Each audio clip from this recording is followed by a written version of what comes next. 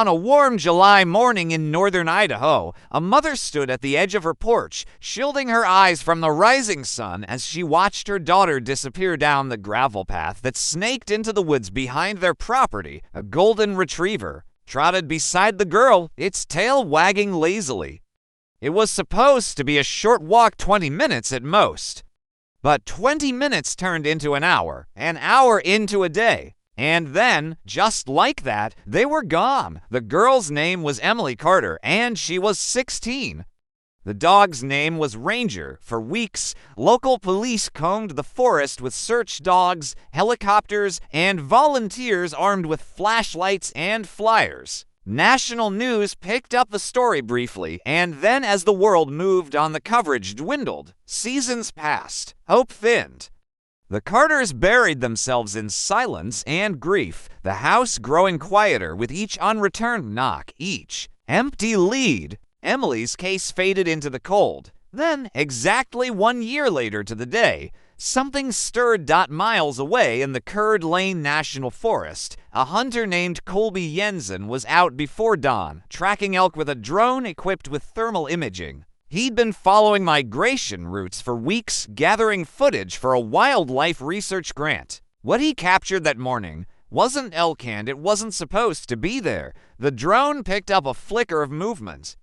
A heat signature, humanoid in shape, crouched low beneath the thick canopy. And beside it, another shape, smaller, animal-like. Bound. The hunter froze. Replayed the footage, repositioned the drone. And then he called the police. The doorbell rang sharply at 6:42 a.m., its chimes slicing through the quiet like a scalpel. Laura Carter tightened her flannel robe around herself, her breath catching in her throat. She had already been awake for an hour, sipping coffee that had gone cold beside her untouched breakfast. The world outside the window was painted in soft blue light, the kind that made everything feel a little too still. She padded barefoot to the front door, her steps tentative. Through the peephole, she saw Detective Thomas Hale standing on her porch. The sight of him made her stomach twist. He wasn't just a detective. He was the detective, the one who had knocked on this very door 364 days ago and said, "We're doing everything we can." Laura opened the door. Cold air slipped past her into the hallway. "Detective Hale," she said, her voice thin. "Is it? Have you found something?" His expression was cautious, unreadable. "May I come in?" She stepped aside without another word, leading him into the living room, where framed photos of Emily lined the mantel. Her sweet 16 portrait stared back at them, both bright-eyed, hopeful, untouched by the horrors of the world. Hale sank into the armchair across from her. Laura remained standing. "We received a call this morning from a hunter named Colby Jensen." He began, pulling a tablet from his coat pocket. "He was in the National Forest using a thermal drone. At first he assumed the heat signature was a wild animal, maybe a coyote, but then he tapped the screen and turned it toward her. Grainy, black and white thermal footage filled the display. At first, Laura saw nothing but trees. Then she saw it, a shape, faint but unmistakable, moving slowly, human. Next to it, the flickering outline of a dog tied to a tree. Her heart slammed against her chest. Where was this taken? She whispered, 27 miles northeast of Coeur Lane. "We're mobilizing a team now." Laura gripped the edge of the couch for balance. "Do you think it's her?"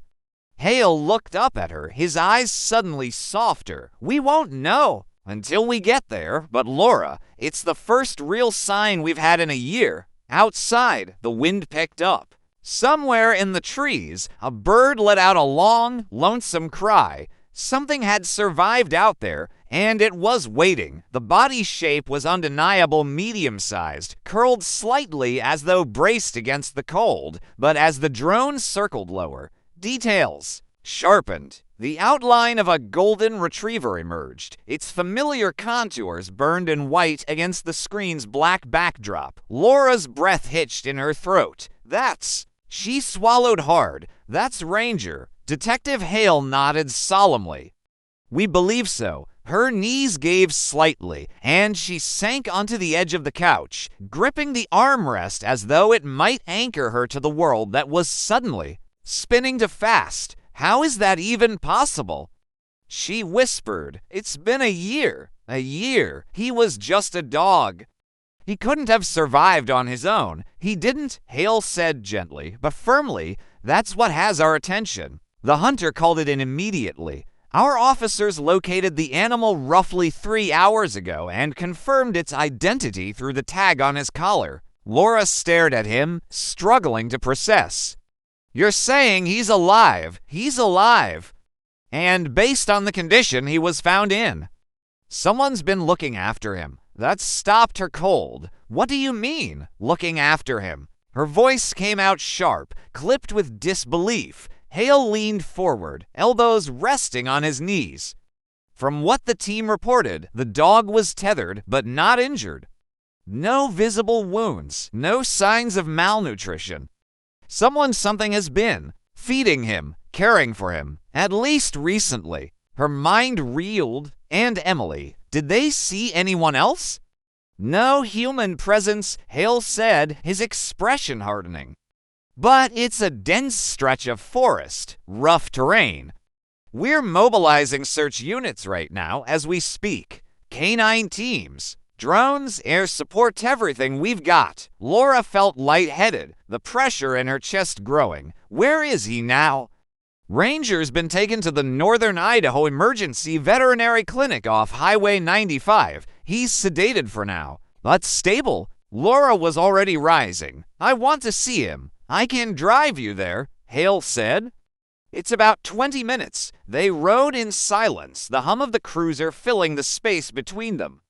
Laura stared out the window, barely registering the passing pines or the hazy light of early morning spilling across the two-lane highway. Her mind replayed images she had long buried. Emily brushing Ranger's fur on the porch, laughing as he chased after her bike. The sound of paws on hardwood, the way he'd wait by the door, even after the search was called off. Now he was back. And that meant something. It had two. As soon as the car rolled into the clinic's parking lot, Laura flung the door open and rushed inside. A young woman at the front desk looked up, startled, but her eyes softened when she saw Laura's face. "You're here for the retriever," the receptionist said gently. "Come with me." She led them through a corridor that smelled of antiseptic and animal fur, past rows of kennels and closed doors. Finally, she pushed open one and ushered them into a small exam room. Inside, a slender woman in her 40s stood hunched over the table, adjusting 4 lines and scribbling notes. Her wire-rimmed glasses slid down her nose, and her hair was pulled back in a neat ponytail. She looked up as they entered. "Mrs. Carter," she said warmly.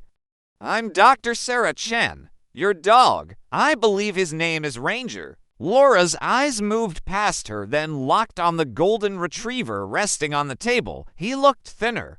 His coat was tangled and dull in patches, but it was him. "Oh my God!" Laura breathed. She took a step forward, her hands trembling. "Ranger, he's sedated," Dr. Chen said softly. "Just to keep him calm during the exam. He's disoriented, and his paw pads are torn from rough terrain.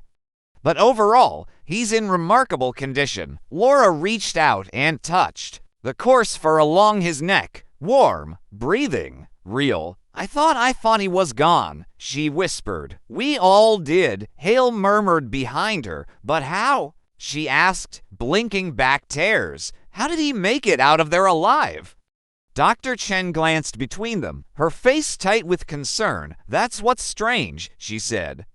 "Based on his muscle tone, hydration, and the absence of major injuries, someone's been caring for him. And not just recently, for weeks, maybe longer." Laura turned to Hale, her voice hoarse. "Then someone out there knew." "Someone's been out there this whole time," the detective nodded once. "That's what we're trying to find out." Dr. Chen's brow furrowed as she studied the monitor beside the exam table. "That's what's most remarkable," she said slowly. despite what he's clearly been through.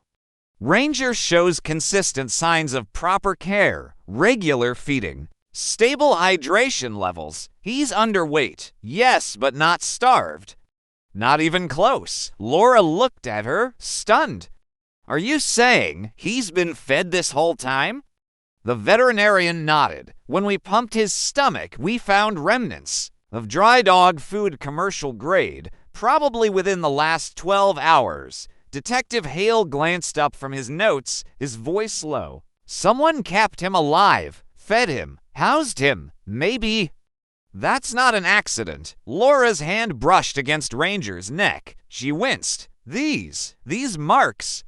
Rope burns. They're recent, Dr. Chen confirmed, from being tied up, likely just hours before he was found. Laura leaned closer, brushing his fur aside. Her eyes narrowed. Wait, this collar, this isn't his. Dr. Chen nodded. That's exactly what I thought. Laura's heart pounded in her ears. She stared at the plain blue collar, cheap nylon, no tags. He had a red leather one with a silver nameplate.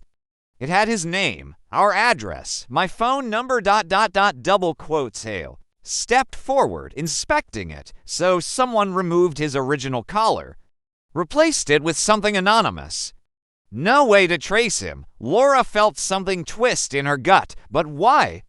To delay discovery, Hale said grimly. If someone found him too soon, the tags would have given them a lead. Someone made sure that wouldn't happen. Laura's voice cracked.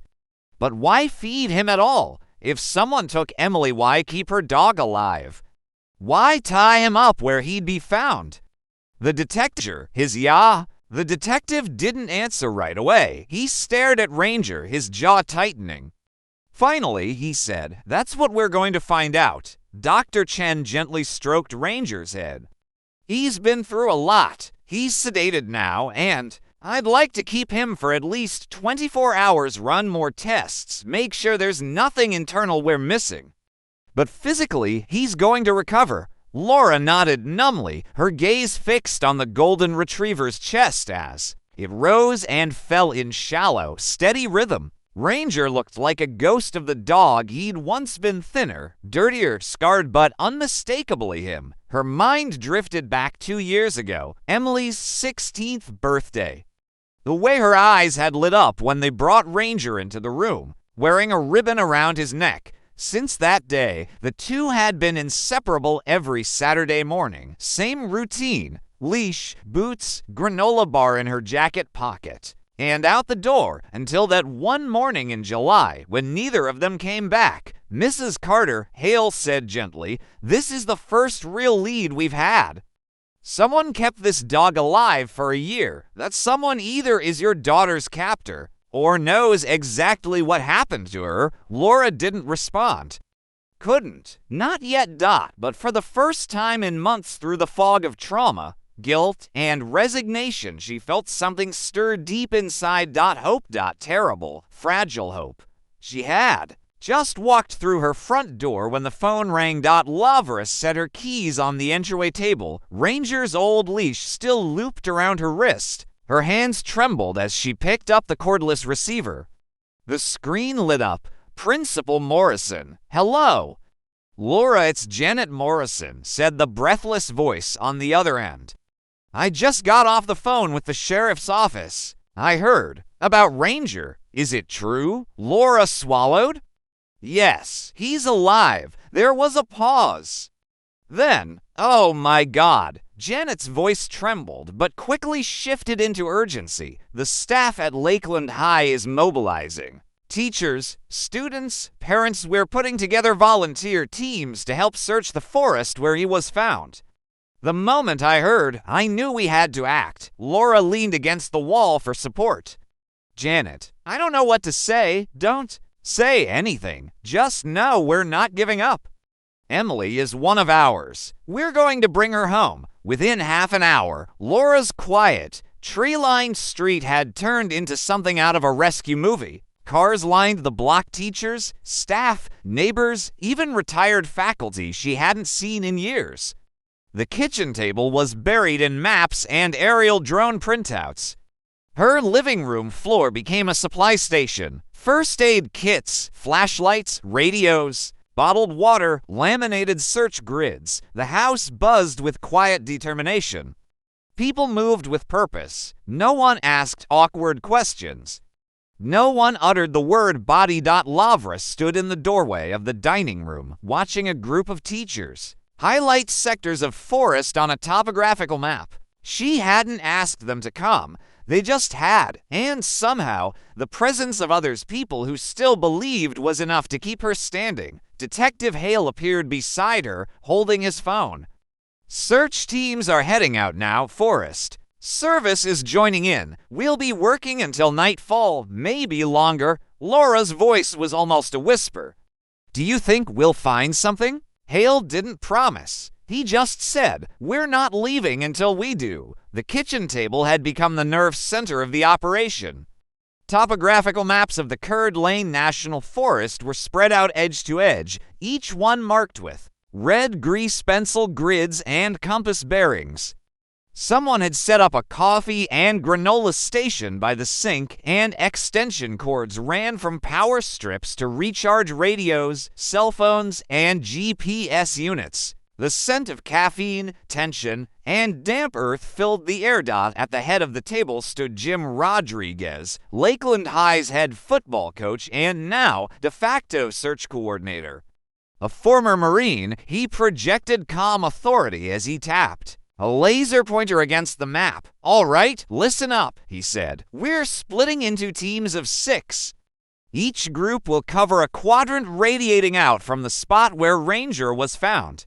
You'll be assigned a grid. No one goes solo. Stay within visual range of your team leader and keep your radios on channel 2. He circled a red X with his pointer. This is the site.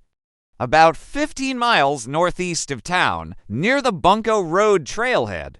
Elevation climbs fast in this sector. Rocky ridges, thick underbrush, possible wildlife. Be careful. As volunteers murmured in acknowledgement and began forming groups, Laura's gaze wandered.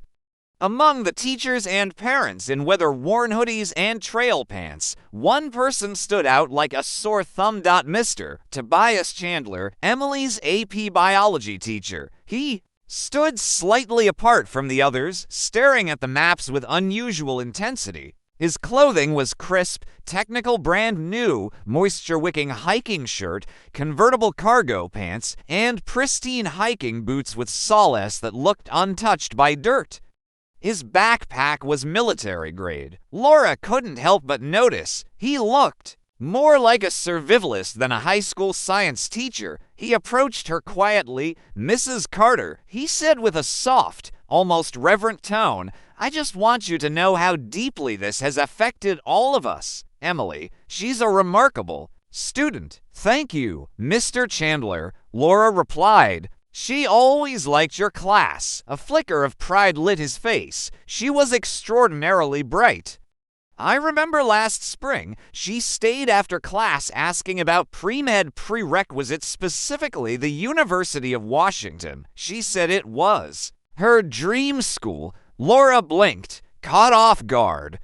She talked to you about pre-med? Oh, yes. Quite a bit, actually. He gave a small chuckle. She worried about not being competitive enough, but I told her she had nothing to fear. Her dedication was exceptional. He paused, then added more softly. She also mentioned feeling a lot of pressure after the family changes. Laura stiffened. The divorce, she asked, trying to keep her tone neutral. He nodded, a sympathetic expression crossing his face. She never said much, but you could tell she wanted to make you proud. Felt she had to be perfect to keep things from falling apart. Laura forced a tight smile. That's not something she shared with me. She was more open then. Most students, he said, especially in one-on-one sessions. Before she could respond, he turned toward the front of the room. I'd like to lead Search Team C, Chandler said loudly. We'll take the eastern quadrant. He pulled a handheld GPS unit from his bag. I've mapped out the sector already and packed supplies, emergency blankets, flares, first aid, water purification tablets. The terrain's tough out there, deep gullies and heavy foliage. Coach Rodriguez looked impressed. That's solid preparation. Tobias, we could use the help. Chandler unfolded a second map, one not provided by the sheriff's office.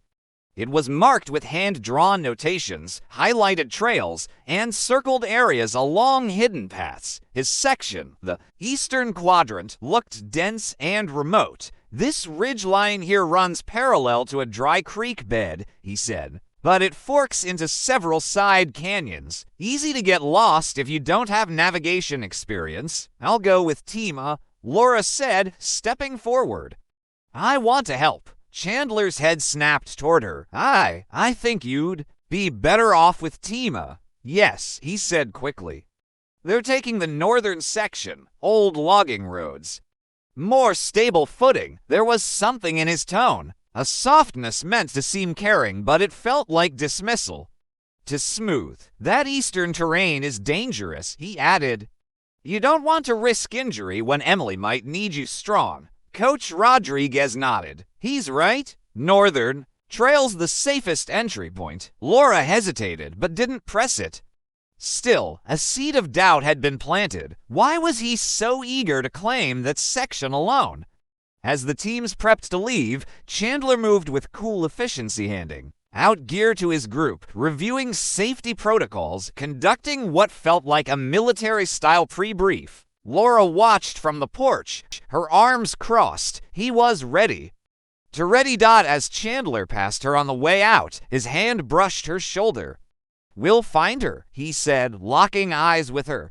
I promise you we'll search every inch. Emily deserves to come home. Laura said nothing. There was a lull before departure as volunteers gathered their gear and finalized who was driving which route. Back at the kitchen table, Laura found herself next to Mr. Chandler again, along with two other teachers reviewing the search grids. He pulled his chair closer, his topographical map now filled with intricate markings. You know, Mrs. Carter, he said quietly, his voice lowered to a confiding murmur. I've been thinking about all the conversations I had with Emily over the past year. There might be places, she mentioned, places she liked. Somewhere we can focus our efforts. Laura leaned closer. What kinds of places? Well, he said, studying the map as if remembering. She talked about her future a lot. Her goals. She was anxious, especially about letting you down. Laura felt the air leave her lungs. Letting me down. She said she had to. Be perfect, because after your husband left, you'd been through so much.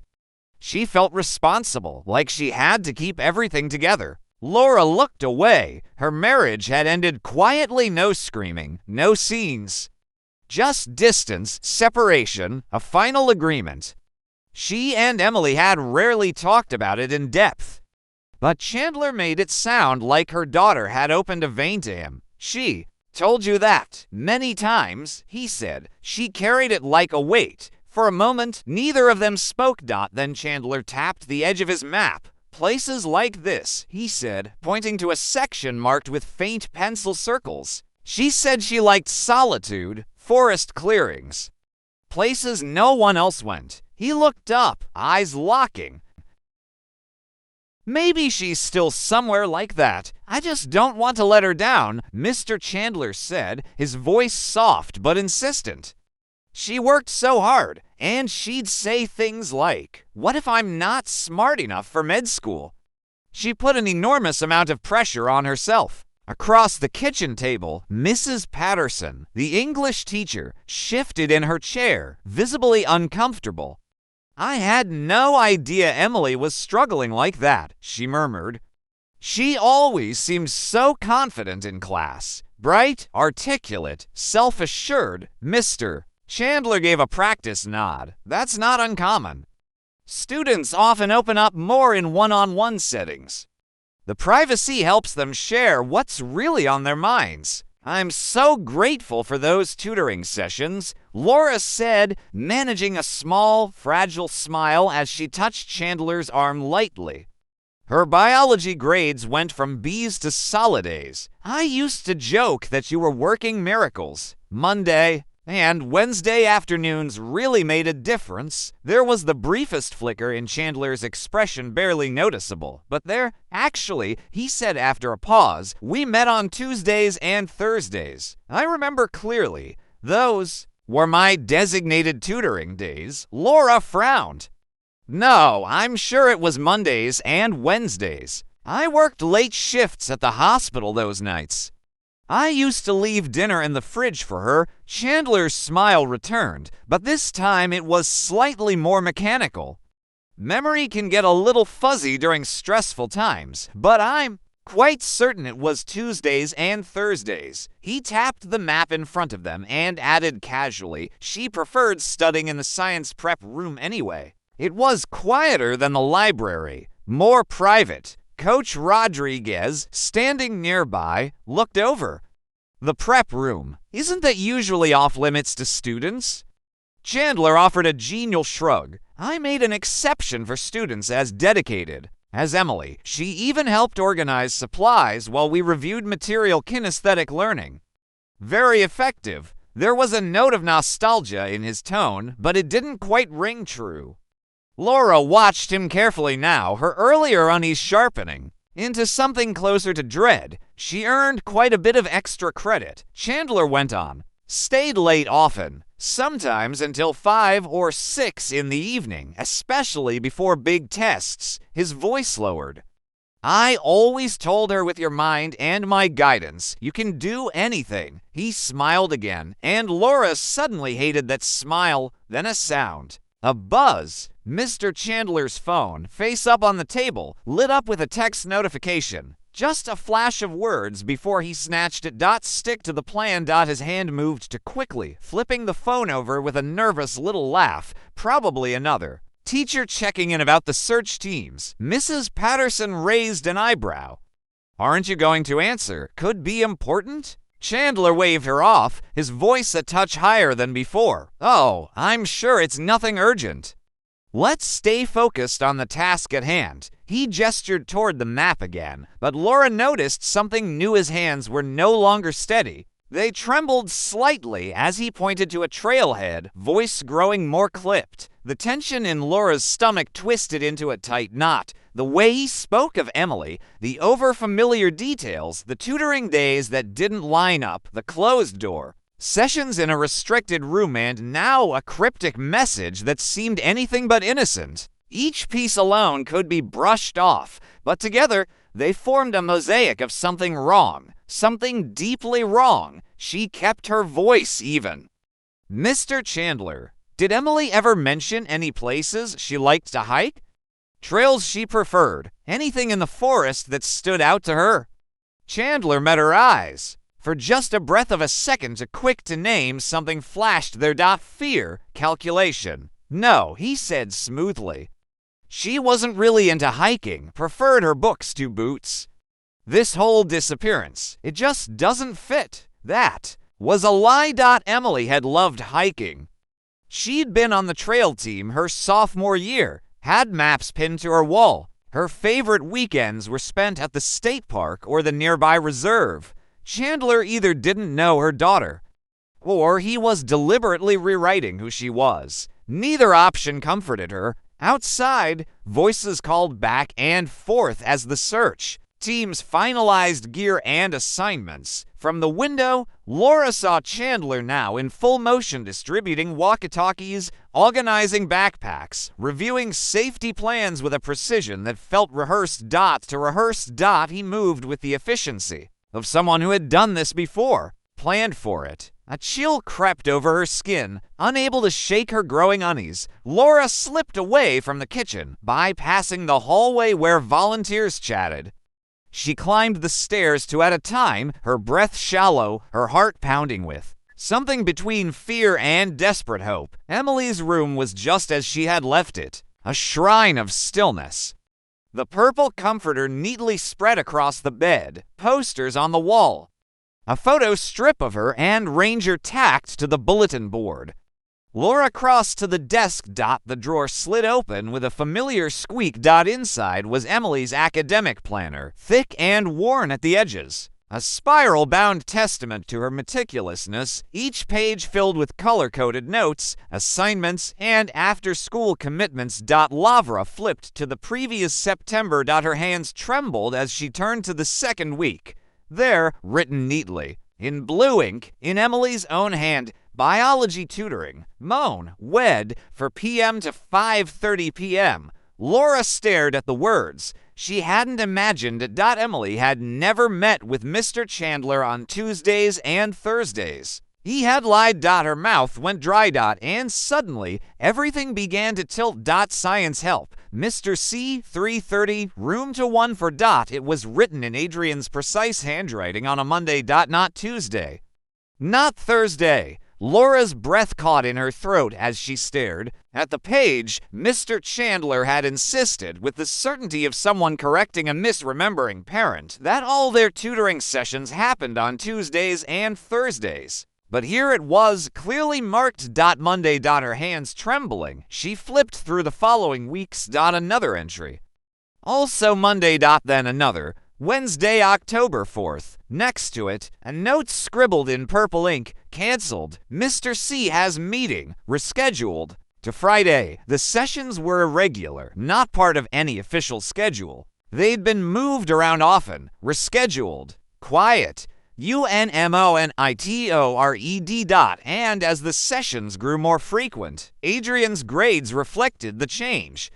Laura pulled out her daughter's progress reports from the planner's inner pocket. In September, a solid B in biology. By late October, a sharp jump lower, then higher, and by November, perfect scores across the board. She turned back to the planner.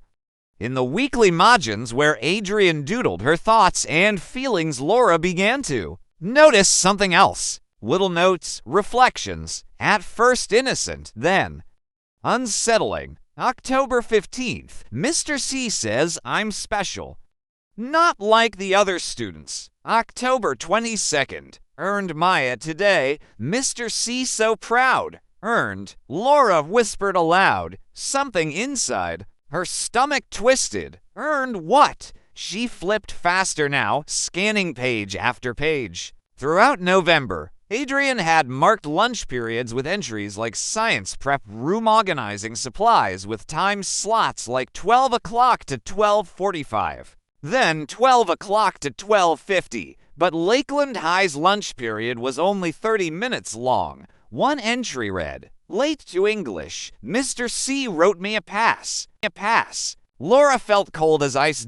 And then November 18th. The ink was steady, neat as always.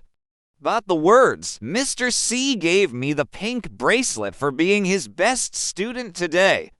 So pretty. He said not to show Mom because other kids would be jealous and might say mean things. Our special secret. Laura sat back in Adrian's desk chair, her entire body numb. Her vision blurred as she stared at the planner. A bracelet, one she had never seen, never even heard mentioned. The pages started sticking together slightly as she flipped deeper into December.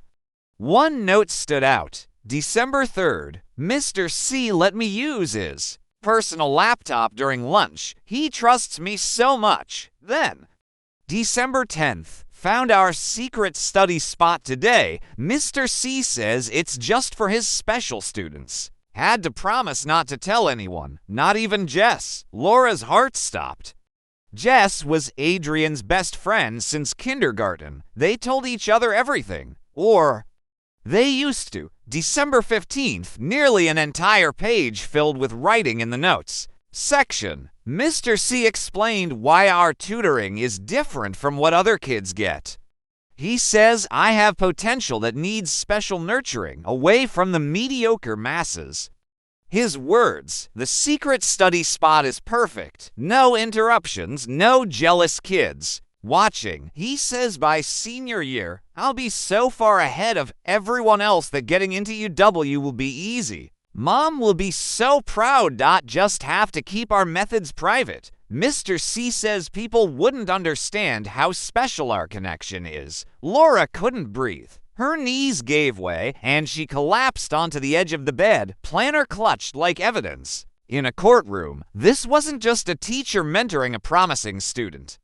It was grooming, layered, gradual, hidden in plain sight.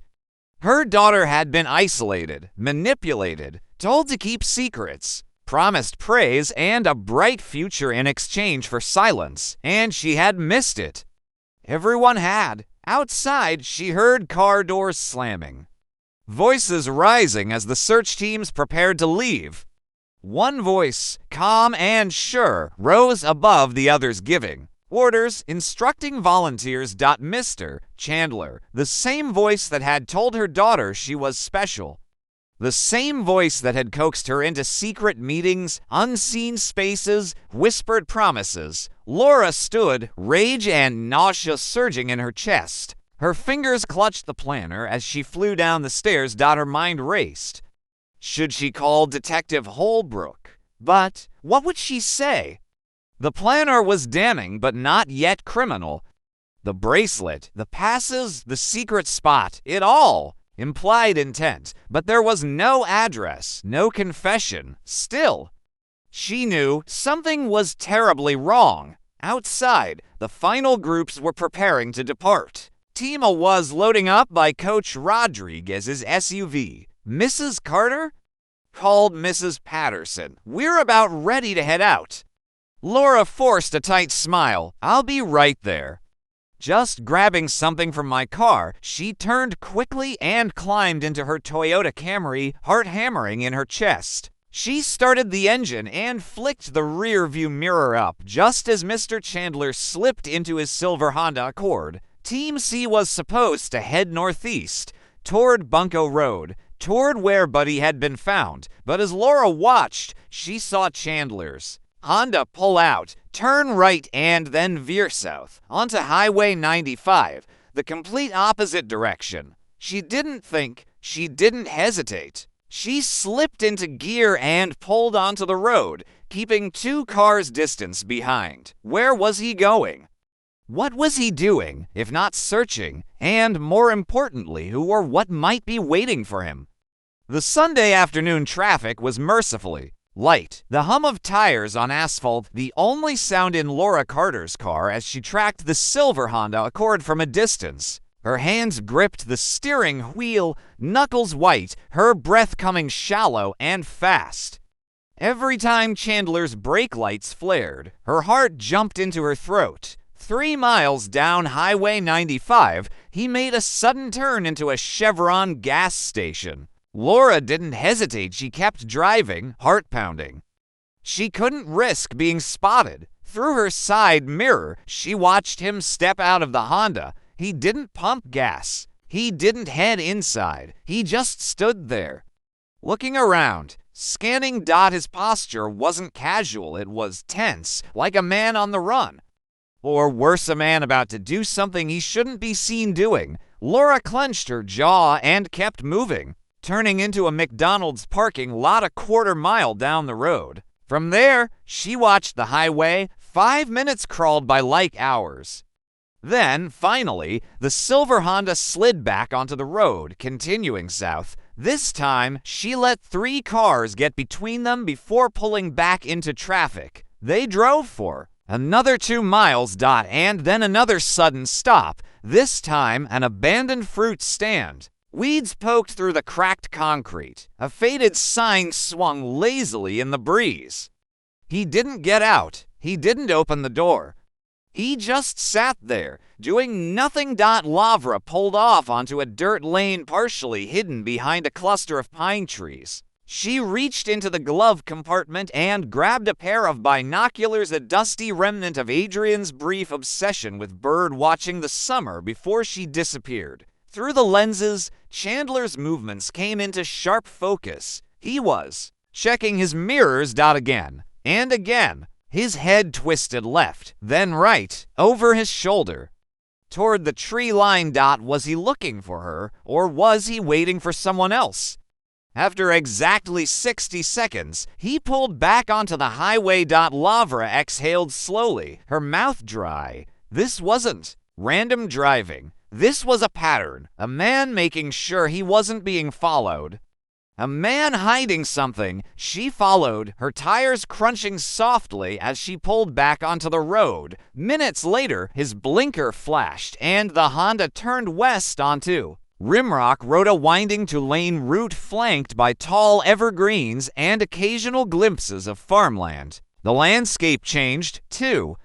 The modern homes thinned out, mailboxes rusted.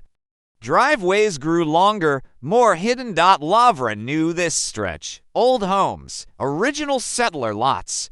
Some had been lovingly restored, others left to rot beneath tangles of ivy and moss-covered roofs. She slowed even more, dropping well back. In this quiet, remote area, any tail would be obvious, and then she saw his turn signal again. He pulled into a gravel driveway, barely visible through overgrown rhododendrons and towering cedars. As she passed, she caught a glimpse of the house. A craftsman-style home, early 1900s by the look of it, its porch sagging slightly under decades of weather, curtains drawn, shutters missing paint. It didn't look abandoned. It looked forgotten. On purpose. She kept driving until she found a small clearing, just wide enough for a car to tuck behind a stand of Douglas firs. She cut the engine, her fingers icy on the keys. Her cell signal was weak, but usable. Lavra pulled up the address she'd spotted on the mailbox, 4847 Rimrock Road. The county assessor's website took a minute to load. Her foot tapped the floor mat. Then the page finally appeared. Owner, estate of Eleanor Chandler. Date of death, November 2019. Beneficiary, Tobias Chandler. The breath hitched in her chest. He owns this house, has owned it for almost 4 years. She refined her search, found Eleanor's obituary. A retired school teacher, preceded in death by her husband, survived by a single grandson, Tobias. The house had been in the Chandler family since 1947. She quickly opened Zillow and typed in the address. The listing appeared briefly. Charming 3-bedroom craftsman onto private acres. Ideal for renters seeking privacy, creative solitude, or rural tranquility. Listing date, March 2020. But what stopped Laura cold was the update at the bottom. Listing status, off market, June 15, 2023. She whispered it aloud, like speaking it would make the math less terrifying. June 15th. Adrian had disappeared July 8th. Less than 4 weeks later, Laura's entire body was buzzing with adrenaline now, a sick electric energy crawling beneath her skin. She grabbed her jacket, stuffed the planner inside, and stepped out of the car. She wouldn't wait. She couldn't. She needed to see what Chandler had brought back to this place. Needed to see if he was alone. The house stood still and silent, half eclipsed by the trees as she moved quietly along the shoulder, then ducked into the underbrush. She made her way through the woods behind the property, twigs snapping softly. Beneath her boots, there was no fence. No motion sensor lights, no posted warnings, just the house. And what looked like a small shed or outbuilding a dozen yards to the left. Its windows were blacked out, a chain lock hung from the door, and something about it felt wrong. A gust of wind pushed through the trees, rattling loose a bird call. From high above, Laura crouched low behind a rotting tree stump, binoculars raised once more. She watched the back door of the house. Waited. And then it opened. Chandler stepped outside, now wearing a hiking backpack. He moved with purpose, heading for the shed. He unlocked it, glanced over his shoulder, and slipped inside. He was alone, but Laura had the sickening feeling something or someone else was in that shed. Absolutely. Here's the continuation of the story following Laura Carter as she creeps closer to the Chandler family property and makes a harrowing discovery that shifts the story into darker, more urgent territory. The pacing builds with dread, rooted in quiet suspense rather than action for now. Laura waited, crouched in the brush behind a moss-covered stump, until Chandler disappeared into the shed and the door shut quietly behind him. The seconds passed. Slowly, then a full minute, then another dot. No sound, no movement. Just the hum of wind in the pine boughs and the distant creak of the old craftsman house settling into its foundation. Laura crept forward. She moved carefully heel to toe, keeping low, sticking to the shadowed edge of the trees. Her eyes never left the shed. Still no sign of Chandler. As she reached the edge of the clearing, her breath shallow and quick, she scanned the property. The yard was overgrown, ankle-high grass littered with fallen branches and rusted garden tools. A shattered bird bath leaned against a crumbling trellis. She circled wide around the rear of the house until she reached the back porch. The windows were clouded with age, streaked with mildew. She peered inside. Dark, empty. Then she moved toward the shed, using a line of arborvitae for cover. The structure looked like it hadn't been painted in decades. Its wood was gray and dry, warped in places. There were no windows on the side facing her, and the only entrance was the door Chandler had slipped through. A padlock hung open on the latch, the chain draped loosely.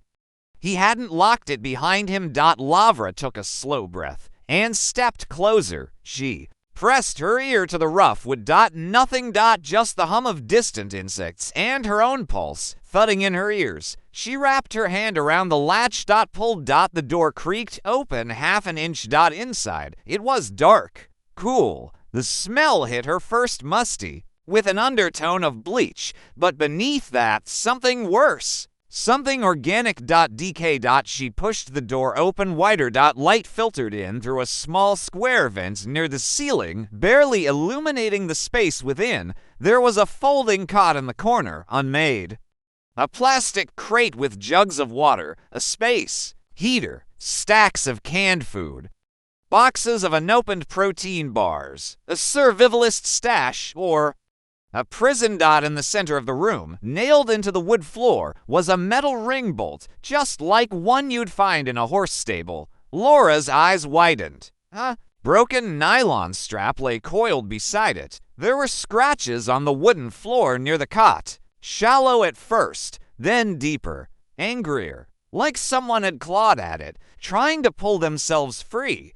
Something shifted in the shadows near the back wall. Lavra froze, but it wasn't a person. It was a school backpack, slumped against an overturned stool, purple, faded from the sun, but unmistakably Adrian's. Her initials AC were written in Sharpie along the bottom seam. Laura's stomach dropped. She darted forward, picked it up, unzipped it. Inside were crumpled notebook pages, a cracked phone, and a bracelet, pink, plastic, childlike. The bead had snapped off and was caught in the lining. Lavra clutched it in her palm. Her daughter had been here, not just visited. Held here. The floor creaked. Lavra froze again, spinning toward the door. A shadow passed across the vent. Chandler was coming back. She grabbed the backpack, clutched the bracelet, and darted to the side, slipping behind a tall metal shelving unit stacked with paper towels and buckets of pet food.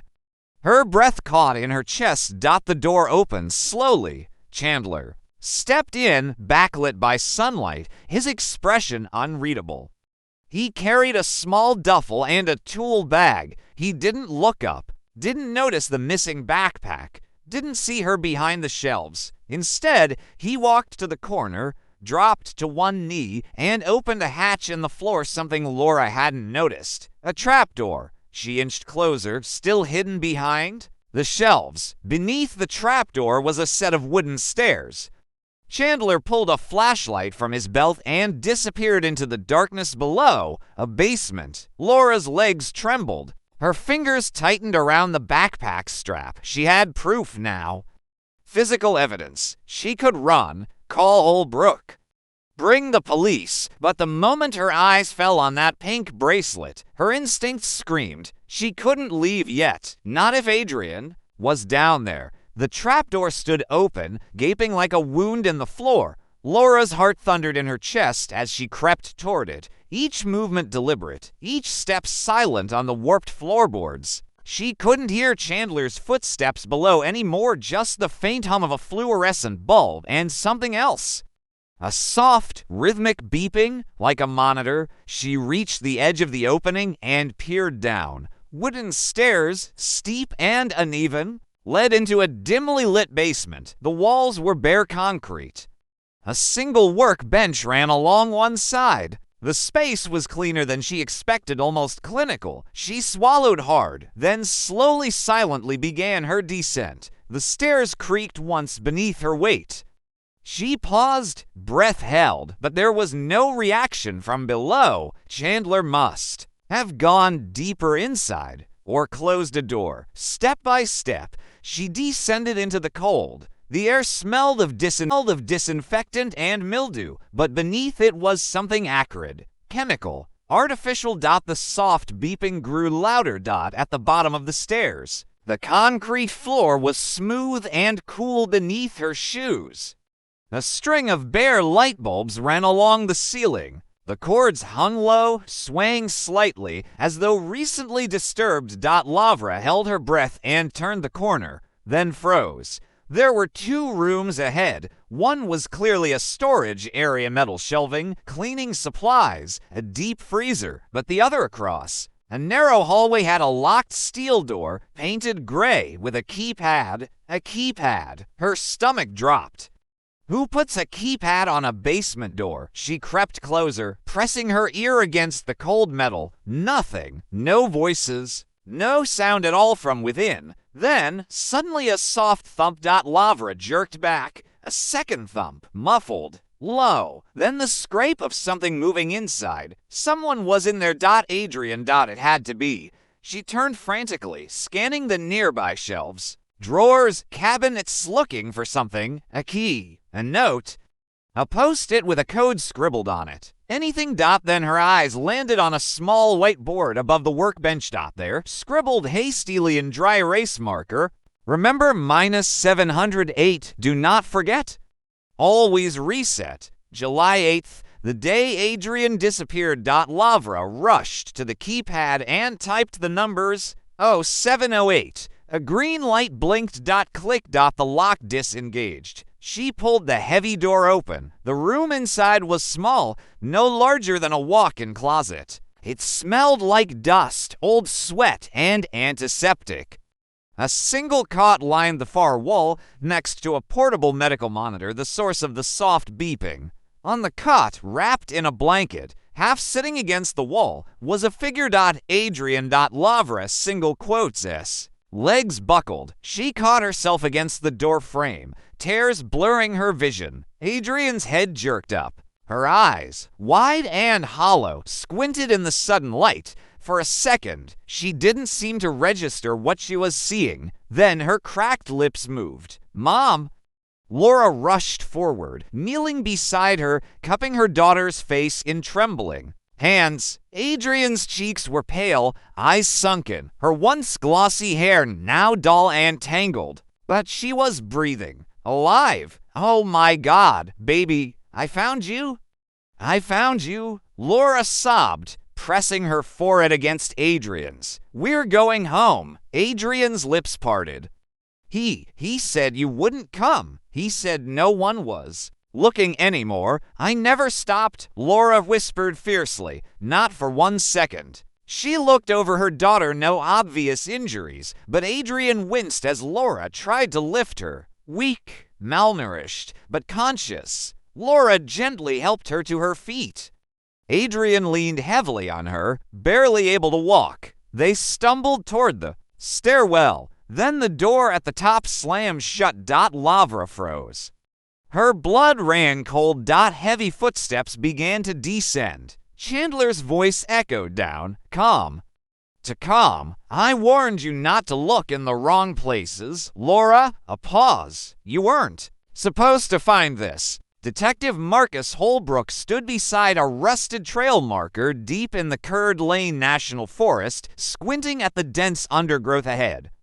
His boots sank into the soft earth as he took a step forward, eyes sweeping the ground for any sign of disturbance. So far, nothing. The search had been underway for nearly 2 hours. Volunteers combed through their assigned quadrants in tight grids, calling Adrian's name into the woods. But so far, the forest had only answered with birdsong and silence. He tapped his radio.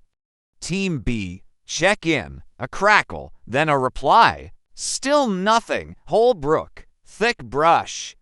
No signs of human activity, and the dog's trail doesn't lead much farther than that drop-off. He turned back toward the clearing where Buddy had been found. The grass there had been trampled during the dog's recovery, but no other clear tracks had turned up. To clean. 2. Convenient. Something about this whole thing gnawed at him. A teenage girl and her dog disappear. The dog reappears a year later, alive, fed, but scarred, tied to a tree, left where he would be found by a hunter, no less. A hunter who just happened to be using thermal imaging that morning. And then there was Mr. Tobias Chandler. Holbrook's phone buzzed. He glanced down. Text from Marissa Carter. Just one line. Adrian's planner. Chandler lied about tutoring. I'm following him. He's not at the search site. Holbrook's stomach dropped. He turned sharply away from the clearing and tapped his headset again. Team C, come in. Status update. No response. He tried again. Chandler, do you copy? Silence. He pulled out his phone and brought up the GPS tracker app linked to the volunteer radios. Each search lead had been given one for coordination. Chandler's unit showed no signal. Disconnected. Holbrook swore under his breath and jogged back to his SUV, throwing open the door and grabbing his in-vehicle tablet. With a few quick taps, he brought up the search assignment log. Team C. Chandler's team was assigned the eastern quadrant, but the radio signal should have been strong in that region. Why was it dead? He opened a map overlay with the topography, marking the point where Buddy had been tied. Just northeast of Bunko Road. Steep ravines, yes, but not remote enough to block GPS signals completely. Unless he opened a second window, property records, just to double-check the terrain ownership around the search area. And then he paused. There, buried in a zoning overlay along the southern route, was a flagged address. 4847 Rimrock Road. Registered to an estate that hadn't changed hands officially in years, but the owner of record, Tobias Chandler. Holbrook stared at the screen. Rimrock Road was in the opposite direction of the search, and Chandler hadn't said a word about owning property out there. Son of a bitch, Holbrook muttered, yanking his door closed and throwing the SUV into gear. As the tires spit gravel behind him, he grabbed his radio. Dispatch, this is Detective Holbrook. I need immediate backup sent to 4847 Rimrock Road. Subject Tobias Chandler may be involved in the abduction of Adrian Carter.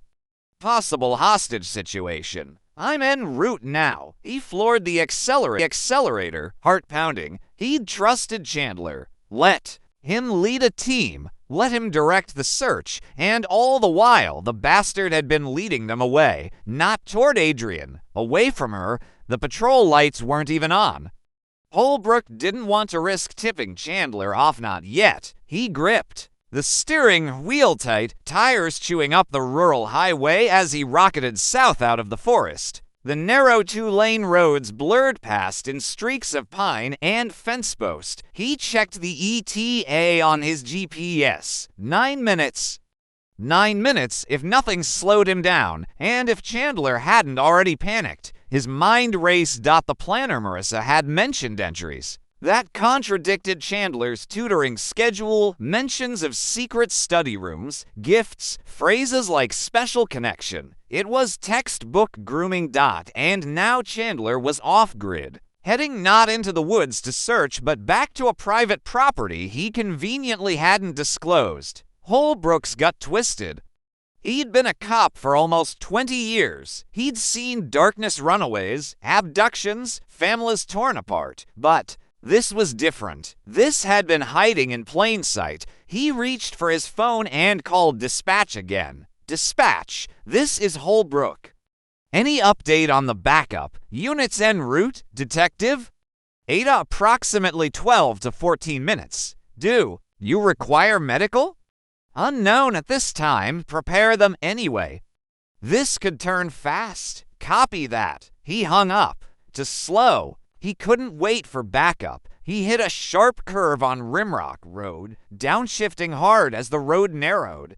The forest began to thin on either side, giving way to wide, grassy plots with weathered homes tucked back behind trees. A mailbox blurred. Passed on the left, number 4833. He was close. Then, just ahead, he saw it. A gravel driveway, overgrown rhododendrons. The sagging silhouette of a once beautiful craftsman house, partially hidden by brush, and parked just inside the tree line a silver Honda Accord. Chandler's car. Holbrook killed his engine, eased his door open, and stepped out. The chirping of cicadas filled the hot air, but the house itself was silent. No voices, no footsteps.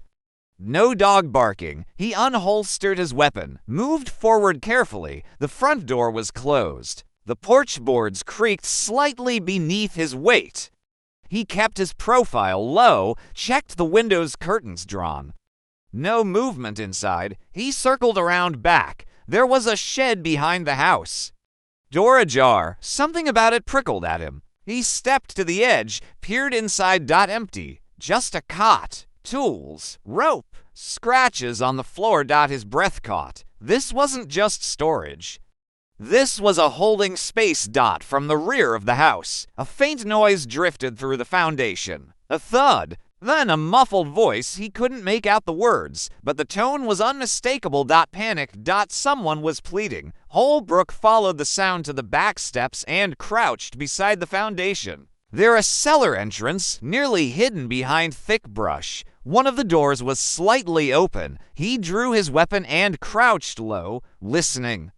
Shouldn't have come here. A voice growled from below. Male, low and sharp. Stay back, don't touch her. That second voice, Laura. Holbrook didn't hesitate. He kicked the cellar door fully open, descended the steps fast but quiet, gun raised. The basement was lit by a string of bare bulbs. One metal door hung open on the far wall, and in the narrow hall just beyond, Holbrook saw Tobias Chandler, one hand gripping Laura Carter by the arm. Behind her, crumpled on the floor, Adrian. Drop it! Holbrook shouted. Step away from her. Chandler spun, startled, but he didn't let go. You don't understand, Chandler said, his voice trembling with a dangerous edge. I've been protecting her. I'm the only one who ever truly saw her. Holbrook moved forward slowly, weapon locked on target. You've got 2 seconds, Chandler. Let her go, right now. She's gifted, Chandler hissed. She needed me. None of you understand her potential. Holbrook took another step forward. His tone shifted, firm but calm.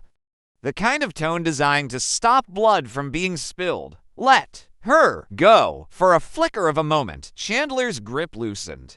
Laura twisted free and lunged back toward Adrian. Chandler raised something, a syringe, from his belt. Holbrook fired. Crack. The syringe flew from Chandler's hand as he cried out, stumbling backward, clutching his wrist. He collapsed against the far wall, moaning as Holbrook rushed forward, gun still trained on him. Lavra cradled Adrian, shielding her with her body. The girl's face was pale, but her eyes fluttered open. It's okay, Laura whispered, sobbing. He's here. It's over. Holbrook kicked the syringe across the floor, then cuffed Chandler in one swift, practiced motion. I want a full medical team down here. He called up the steps to the backup officers, arriving just moments behind. Then he knelt beside Laura. His voice gentler now. She's safe now, he said, but in the back of his mind, he knew the truth. This was only the beginning. The beeping of machines was slower now, softer. Adrian Carter blinked against the white fluorescent lights overhead. Every Before I continue, let me know where you are watching from, and if you have watched to this point, then consider giving us a subscribe. Everything felt distant, muffled as though her body had just been returned to her hospital. Not a cell, not a cot, not the underground dark. She shifted and winced. Laura immediately appeared at her side, brushing a hand across her forehead. "Hey, baby, you're safe. I'm here." Adrian's lips cracked open. Her voice was barely a whisper. Is he gone?" Laura swallowed, nodding. "Yes, Holbrook has him. He can't hurt you anymore." A nurse entered quietly with a clipboard and a soft smile.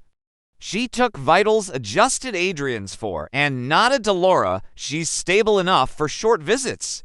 "The detective is waiting outside. Only if Adrian's ready." Adrian hesitated. Then, Holbrook entered the room a moment later, in plain clothes now, his badge clipped to his belt, notebook in hand. He didn't sit. He stood at the foot of the bed, a respectful distance away. His voice was low, steady. "Adrian, I know you're tired. I won't ask much. Just enough to help us stop this man from ever doing this again." Adrian closed her eyes for a moment. Then she began to speak. "He told me I was gifted," Adrian said softly, her voice catching. "That I didn't belong with ordinary kids. That he saw something in me others didn't." Her hands trembled. Laura took one in both of hers. Squeezing gently, he started with tutoring, then gifts, little things, a bracelet, extra credit, praise. "He told me not to tell anyone. Said it would make people jealous, that they'd ruin what we had." Holbrook's pen scratched quietly. Then he started talking about a place he had. "Somewhere we could study without judgment. He called it the sanctuary. Said I could escape the pressure of school, of my mom, of expectations. That it would just be us." Tears rolled down her cheeks now. "I didn't go at first. But then, things at home were hard. I missed my dad. I felt like I was failing. So when he offered to show me, I said yes." She looked up, hollow-eyed, "And once I was there, he wouldn't let me leave." The room was bare, just a table, 2 chairs, and the glare of an overhead light. Tobias Chandler sat with his hands cuffed to the steel ring embedded in the tabletop. His face was expressionless, but his eyes were sharp, watching Holbrook with quiet intensity. "You know what this is," Holbrook said, taking the seat across from him. "So don't waste my time." Chandler smiled faintly. "She came willingly. You lured a minor to an off-grid property you didn't disclose to law enforcement, changed her identity, and held her for 12 months. This isn't a misunderstanding. It's abduction. It's exploitation. I rescued her," Chandler said, voice rising for the first time. "That girl was drowning. Her mother didn't see it. Her school didn't care. They were forcing her into a life she didn't want, so I gave her a chance at something purer. She belonged in that sanctuary." Holbrook's jaw clenched. "You fed her lies, manipulated her isolation, cut her off from everything she knew. That wasn't a sanctuary, it was a cage. She thrived." Chandler hissed. "She was excelling. I documented everything. You'll see her test scores, her journals. She chose to stay. She didn't choose anything. You made sure of that." Chandler leaned forward, eyes glittering. "She told me things no one else knew. She confided in me. I became her mentor, her guide, her." He trailed off. Holbrook stared him down, resisting the urge to stand. "Say it. Her what?" Chandler looked away. "She was special." Later that night, Holbrook sat in the evidence room, surrounded by boxes retrieved from Chandler's grandmother's house, laptops, USB drives, notebooks. One thick binder caught his attention. Project the Sanctuary Curriculum. He opened it and scanned the contents. Detailed lesson plans, charts of Adrian's test scores, psychological assessments, a behavior modification timeline. There were photos, dozens of them. All of Adrian, studying, sitting cross-legged on the basement floor. eating in silence, sleeping. Every moment cataloged as if she were part of some sick scientific experiment. Then another file, a folder labeled Candidates, Holbrooks. Heart froze. Inside printouts of school rosters, yearbook pages. Girls with red circles around their names, ages, GPAs, attendance records. Adrian wasn't the first. She might not have been the last.